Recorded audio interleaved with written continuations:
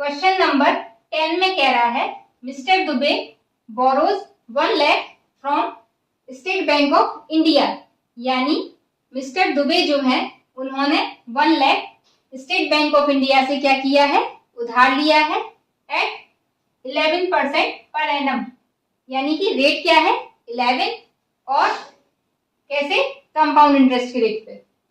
He repays 41,000 rupees at the end of first year, और उन्होंने क्या किया फर्स्ट ईयर के एंड में 41,000 रुपीज को क्या कर दिया, वापस भी कर दिया।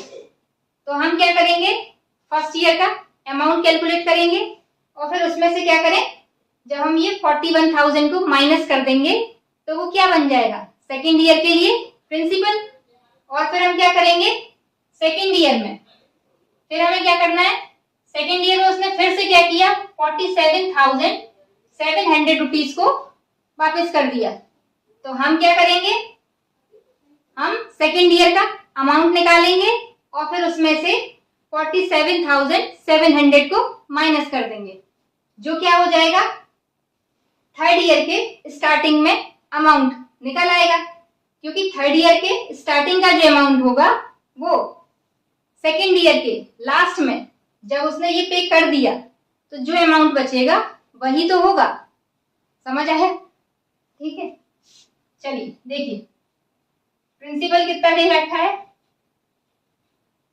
थोड़ा डाउट है भी अगर तो इसको देखने के बाद क्लियर हो जाएगा, एक बार देख लो इसको।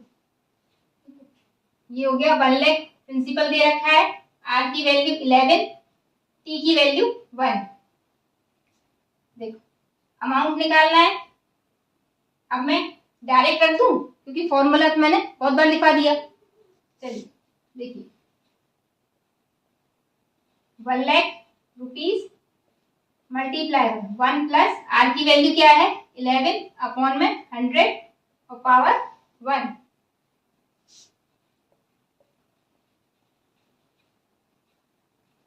वन लाख मल्टीप्लाई बाय ये कितना हो जाएगा 111 अपॉन में 100, ये 2 0 कैंसिल हो गए, अमाउंट कितना आया 11,000, अमाउंट कितना हो गया। तो ये क्या आ गया है आपका अमाउंट फर्स्ट ईयर के एंड में, लेकिन उसने क्या किया है 41,000 वापस कर दिए।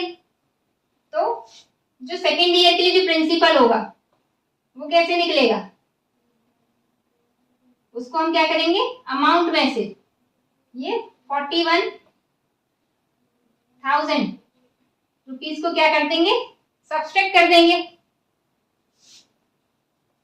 ए की वैल्यू कितनी है, अमाउंट कितना है 111,000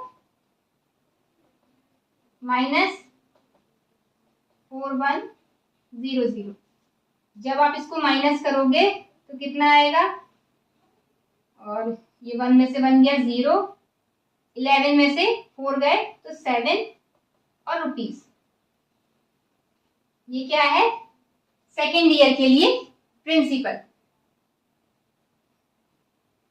अब सेकेंड ईयर का निकालना है अमाउंट, तो सेकेंड ईयर के लिए इस वाले को P1 दे दो और इसको P2 दे दो। तो P2 क्या हो गया आपका 70,000 और R की वैल्यू कितनी है 11, टाइम कितना है 1, क्योंकि 1 ईयर के लिए निकाल रहे हैं। अमाउंट 70,000, 1 प्लस R की वैल्यू 11 अपॉन में 100 पावर 1।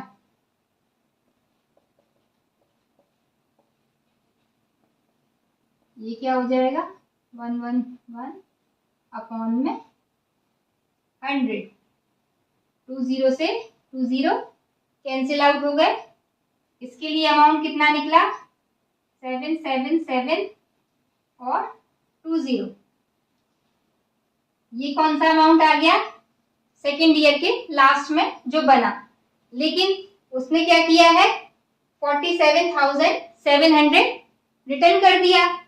तो अब यानी कि थर्ड ईयर के लिए जो अमाउंट होगा वो क्या कहलाएगा, इसको भी आप अमाउंट भी A1 फर्स्ट ईयर के लिए, सेकेंड ईयर के लिए A2 और थर्ड ईयर के लिए जो अमाउंट होगा वो कैसे कैलकुलेट करेंगे,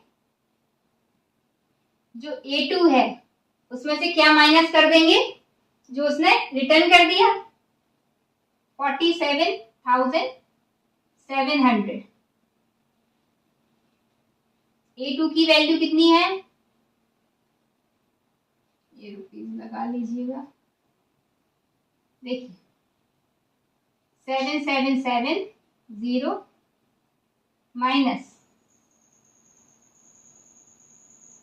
47700।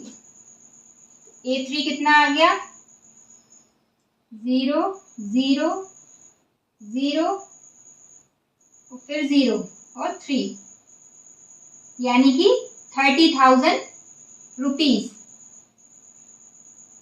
कौन सा अमाउंट है ये, जो थर्ड ईयर के स्टार्टिंग में रहा। क्वेश्चन नंबर 11 में कह रहा है Ranveer borrows 20,000 eight 12% per annum compound interest. यानी कि रणवीर ने क्या किया है 20,000 रुपीज को उधार लिया है, किस रेट पर 12% की रेट पर।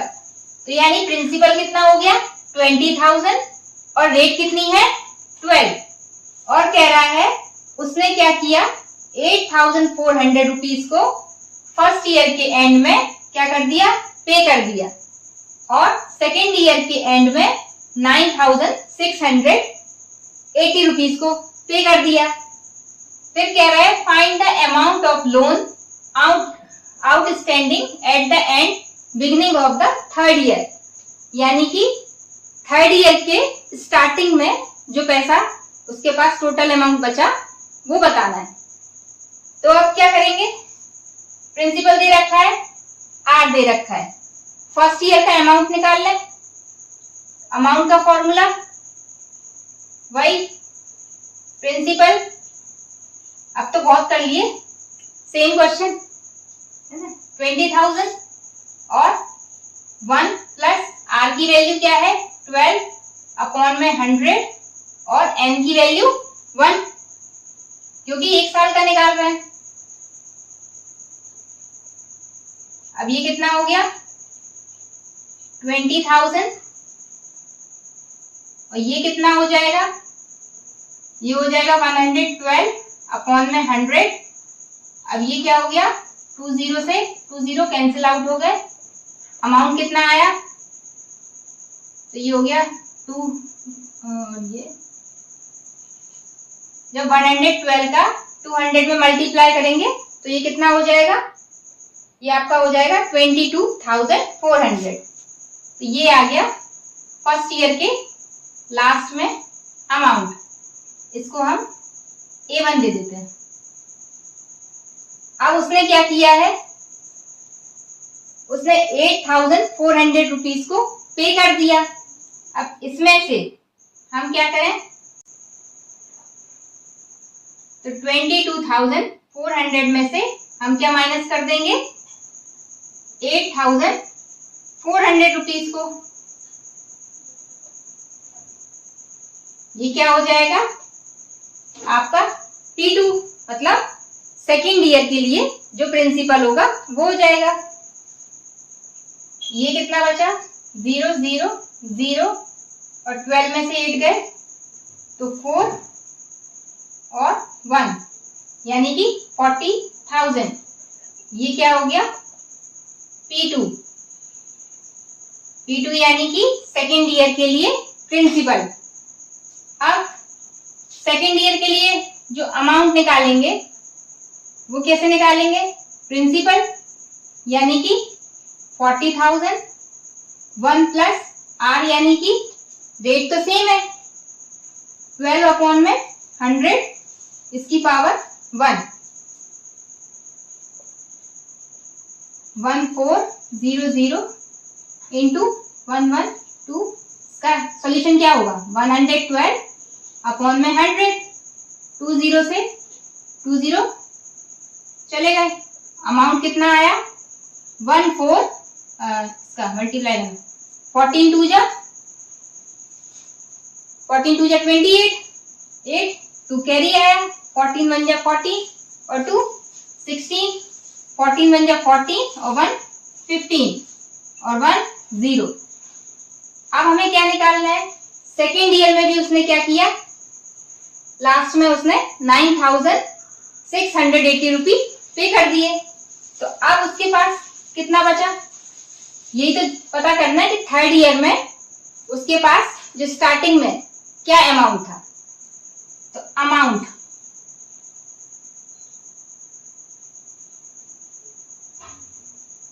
एट द बिगिनिंग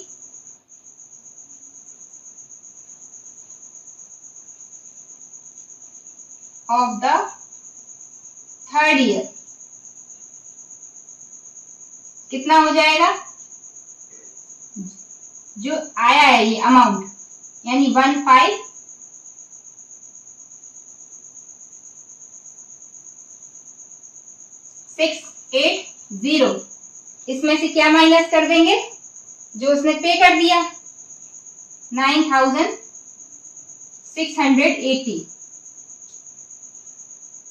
अब कितना बचा, 0 0 0 और 6, ये आया अमाउंट।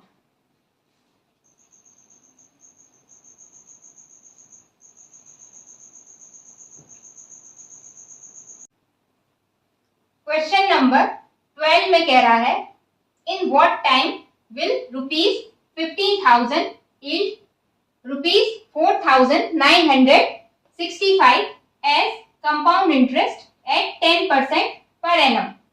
यानी कि टाइम कैलकुलेट करना है, आपको प्रिंसिपल दे रखा है और ये सीआई दे रखा है। क्या दे दिया आपको, सीआई कितना है 4,965 और रेट दे रखी है 10%। अब क्या दिया है, कंपाउंड इंटरेस्ट। अब हम इसी का यूज करेंगे। कंपाउंड इंटरेस्ट इक्वल्स टू क्या होता है, अमाउंट माइनस प्रिंसिपल। अगर अमाउंट में से प्रिंसिपल को माइनस कर दें तो क्या आ जाएगा, सीआई आ जाएगा, है ना। बस अब हमें इसी का फॉर्मूला लगाना है। सीआई की वैल्यू कितनी दे रखी है आपको, 4,965 रुपीज। और अमाउंट का फॉर्मूला क्या होता है, प्रिंसिपल ब्रैकेट में 1 प्लस आर अपॉन में 100 की पावर n माइनस, ये माइनस पी है तो हमने माइनस पी रख दिया। अब इन दोनों में से p कॉमन आ रहा है तो हमने p कॉमन ले लिया और क्या बचा यहाँ, इस ब्रैकेट में 1 प्लस आर अपॉन 100 की पावर n माइनस, जब p यहां से कॉमन ले लिया तो यहाँ क्या बचा 1 और इक्वल में जो था वही 4,965 रुपीज।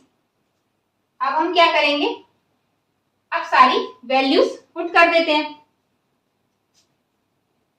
4,965 ये तो क्या सीआई है ही, प्रिंसिपल कितना दे रखा है 15,000, 1 प्लस आर की वैल्यू कितनी है 10, आर की वैल्यू 10 है, अपॉन में 100 और पावर n, क्योंकि n नहीं पता हमें और टाइम ही हमें क्या करना है कैलकुलेट करना है, -1।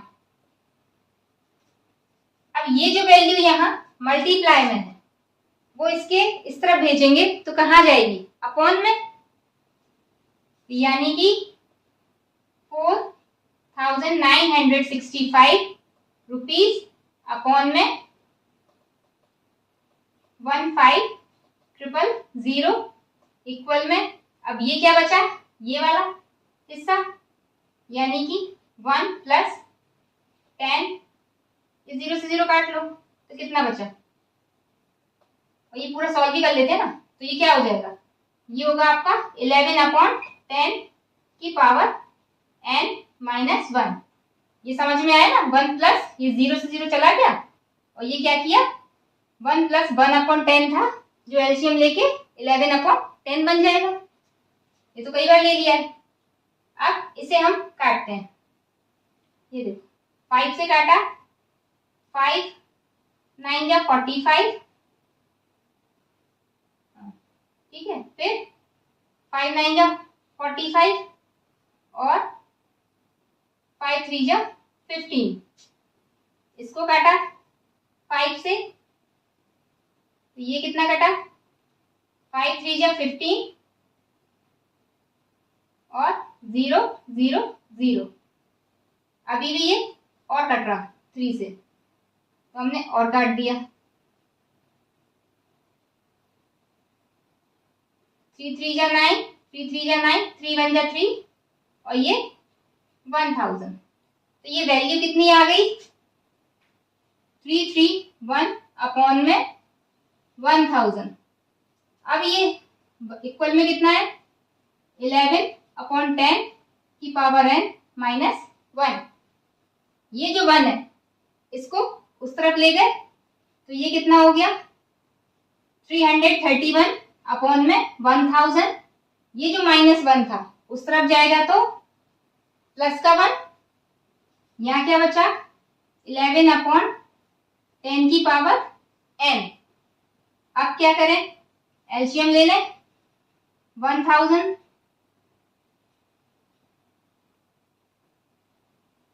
और क्योंकि 1000 से 1000 1 टाइम कटेगा तो इसका 1 का जब इसमें मल्टीप्लाई होगा 331 में तो 331 ही आएगा, और प्लस जब 1 का डिवाइड 1000 में करेंगे तो कितने टाइम्स जाएगा 1000 टाइम, और 1000 का 1 में मल्टीप्लाई करेंगे तो 1000 ऊपर आ जाएगा, और ये 11/10 की पावर n। अब ये ऐड करके कितना हो गया 1331 अपॉन में 1000, 11/10 की पावर n। अब ये देखिए ये 1331 11 का क्यूब होता है, तो इसको 11 और नीचे ये है 10 का क्यूब, तो इसको पूरे को हम 11/10 की पावर 3 लिख सकते हैं, और यहां पर भी हमारा क्या है 11/10 की पावर n। अब देखिए अगर बेस सेम है तो पावर भी क्या होंगी सेम होंगी। अब कंपेयर कर दें, ऑन कंपेयरिंग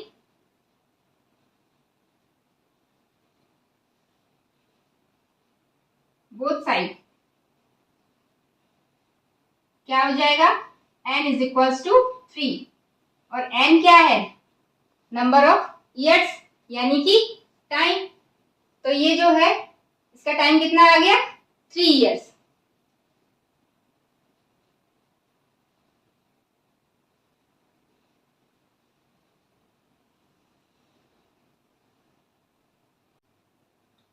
क्वेश्चन नंबर 13 में कह रहा है what sum of money will amount to 11,025 in 2 years, यानी अब हमें क्या करना है प्रिंसिपल को फाइंड आउट करना है। प्रिंसिपल क्या है फाइंड आउट करना है, अमाउंट दे रखा है कितना है 11,025 और रेट दे रखा है 5 और टाइम भी दे रखा है, टाइम कितना है 2 ईयर्स।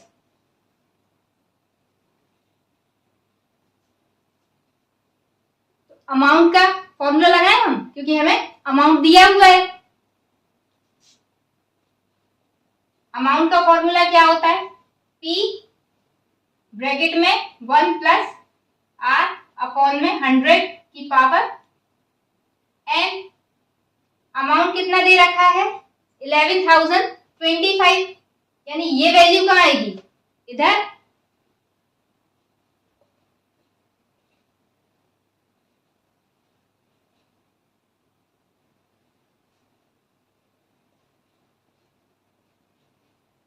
पी की वैल्यू तो पता नहीं है, 1 प्लस आर की वैल्यू कितनी है 5 अपॉन में 100 और इसकी पावर n। अब ये p और ये कितना हो गया मिलके 105 अपॉन में 100 की पावर तो दे रखी है ना, n की वैल्यू तो 2 है, 11025। अब इसको क्या करें, काट लें। ये देखो 5 से कितने टाइम जा रहा है 21 टाइम और ये 20 टाइम्स, तो ये कितना हो गया 11025 रुपीज इक्वल में p मल्टीप्लाई बाय 21 अपॉन 20 की पावर कितनी आई 2। अब हम क्या करें, इसको उस तरफ भेजें क्योंकि p की वैल्यू निकालनी है।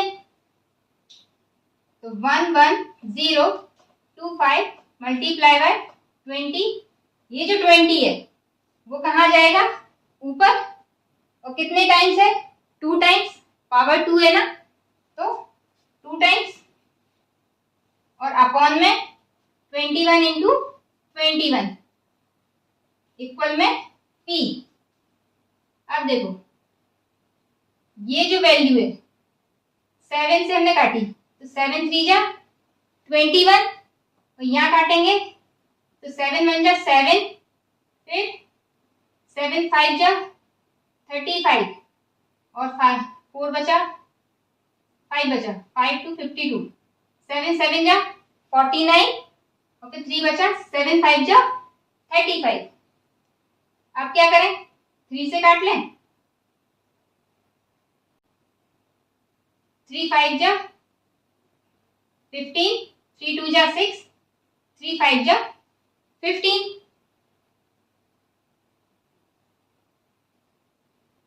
अब ये 21 ये 7 से जा रहा, 7 3 जा 21 और 7 से ये वैल्यू भी कट रही, ये 5 2 5 है ना, तो कैसे कटेगी 7 7 जा 49, 3 बचा और 5 यानी 35, यानी कि 75 टाइम्स।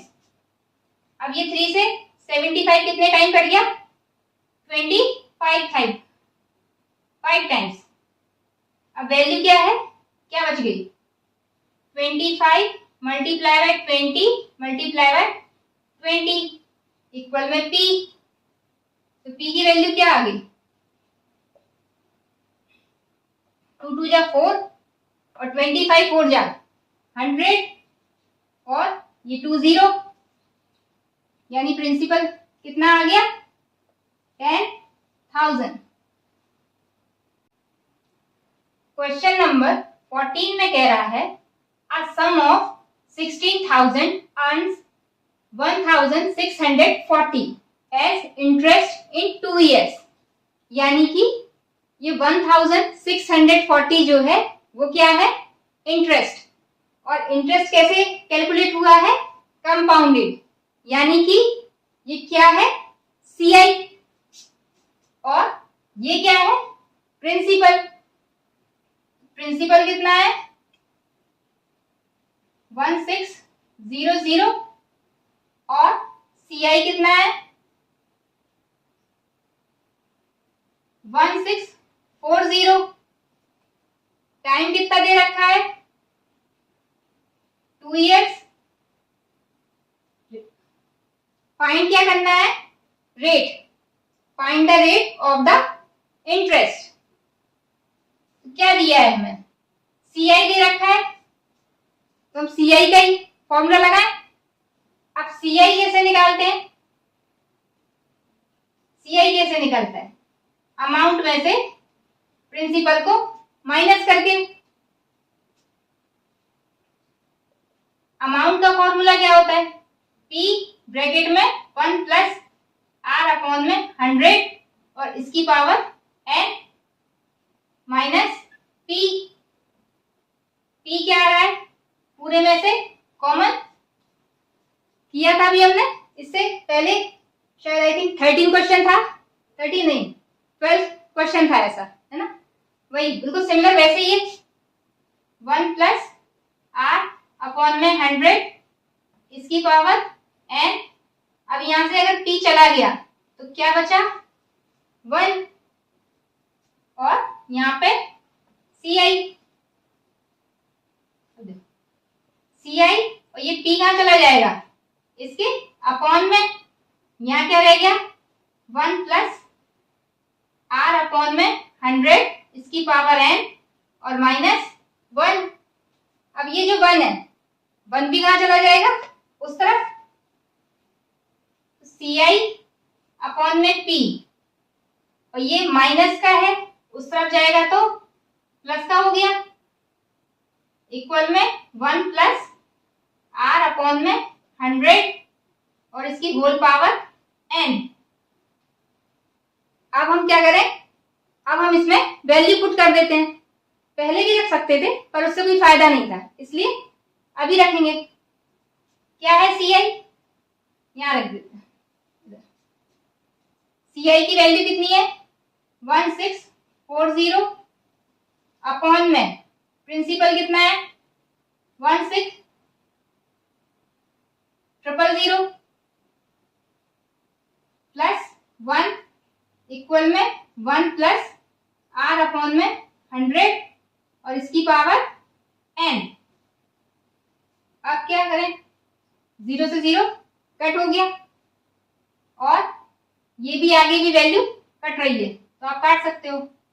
4 से काट दें। 4 4 जा 16, 4 1 जा 4 और ये 4 4 जा 16 और 0 0। अब ऊपर क्या बचा? 41 अपॉन में 400 और रुपीज से रुपीज भी कैंसिल आउट हो गया, प्लस 1 इक्वल में 1 प्लस R अपॉन में 100 इसकी होल पावर n। अब क्या करें? एलसीएम ले लें। क्या आएगा? 4000 से 4000 1 टाइम कट गया, ऊपर 1 का मल्टीप्लाई करेंगे 41 में तो 41 ही आएगा और 1 से जब 400 में क्या करेंगे? डिवाइड करेंगे तो कितने टाइम्स जाएगा? 400 टाइम्स और 400 का 1 में मल्टीप्लाई करेंगे तो कितना आएगा?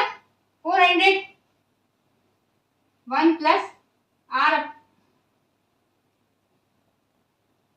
1 प्लस R अपॉन में 100 और इसकी पावर n। अब ये कितना हो गया? 441 अपॉन में 400 इक्वल में 1 प्लस R अपॉन में 100 इसकी पावर n। ये देखिए ये किसका स्क्वायर बन रहा है? यहाँ लिखिए, थोड़ी जगह कम पड़ रही है, यहाँ लिख देते हैं। ये किसका बन रहा है? 21 अपॉन 20 का होल स्क्वायर और बराबर में क्या है? 1 प्लस R अपॉन में 100 इसकी पावर 2। अब देखिए पावर सेम है तो बेस भी क्या होंगे?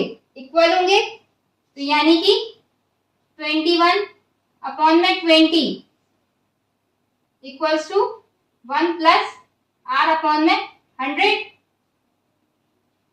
अब ये 21 अपॉन में 20 और ये 1 कहाँ चला जाएगा? वहां माइनस में और इक्वल में क्या बचा?